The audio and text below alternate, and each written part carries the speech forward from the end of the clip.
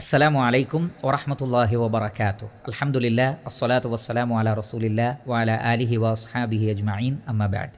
പ്രിയ സഹോദരങ്ങളെ, ലൈലത്തുൽ ഖദർ പ്രതീക്ഷിക്കാവുന്ന റമളാനിലെ അവസാന 10 നമുക്ക് പ്രധാനമായും ചെയ്യാനുള്ള 4 കാര്യങ്ങളുണ്ട്. അതിലൊന്ന് ആ രാത്രിയിൽ നമ്മൾ ധാരാളമായി നമസ്കരിക്കുക എന്നുള്ളതാണ്. നബി സല്ലല്ലാഹു അലൈഹി വസല്ലം പറയുന്നത്, മൻ ഖാമ ലൈലത്തുൽ ഖദ്രി ഈമാനൻ വഹ്തിസാബൻ ഗുഫിറ ലഹു മാ തഖദ്ദമ മിൻ ദംബിഹി.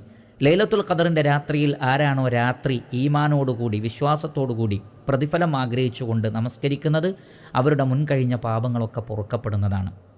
അതുകൊണ്ട് ആ രാത്രിയിലെ തറാവീഹ് ഖിയാമുൽ ലൈൽ നമസ്കാരങ്ങൾക്കൊക്കെ കൂടുതൽ നമ്മൾ ശ്രദ്ധ കാണിക്കണം.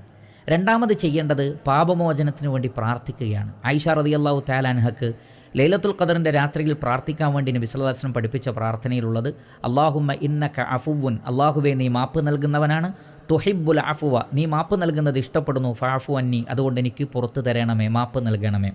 അപ്പോൾ ധാരാളമായി അള്ളാഹുവിനോട് ഇസ്തിഗ്ഫാർ നടത്തുക എന്നുള്ളതാണ്, പ്രാർത്ഥിക്കുക എന്നുള്ളതൊക്കെയാണ് നാം രണ്ടാമതായി ചെയ്യേണ്ട കാര്യം.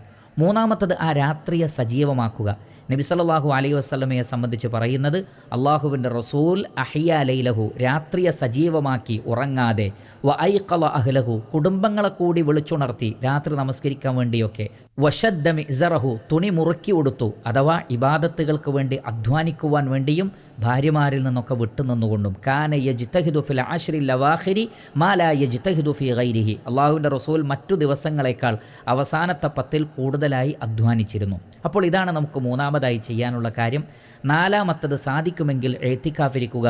കാന റസൂലുള്ളാഹി സ്വല്ലല്ലാഹു അലൈഹി വസല്ലമ യഅ്തകിഫു ഫിൽ അശ്രിൽ അവാഖിരി മിൻ റമളാൻ, അള്ളാഹുവിൻ്റെ റസൂൽ റമളാനിൻ്റെ അവസാനത്തെ 10 ദിവസങ്ങളിൽ ഇഅ്തികാഫിരുന്നിരുന്നു. അപ്പോൾ ഇഅ്തികാഫിരുന്നു കൊണ്ടും ധാരാളമായി പ്രാർത്ഥിച്ചുകൊണ്ടും നമസ്കരിച്ചുകൊണ്ടും രാത്രിയെ സജീവമാക്കിക്കൊണ്ടും അതിനുവേണ്ടി അധ്വാനിച്ചുകൊണ്ടും, ഇൽതമിസൂഹ എന്ന റസൂലുള്ള പറഞ്ഞ്, നിങ്ങൾ അതിനെ അന്വേഷിക്കുകയും അതിനുവേണ്ടി അധ്വാനിക്കുകയും വേണമെന്നാണ് പറഞ്ഞത്. ആ നിലക്കുള്ള ഒരു അധ്വാനത്തിൽ നമ്മൾ മുഴുകണം.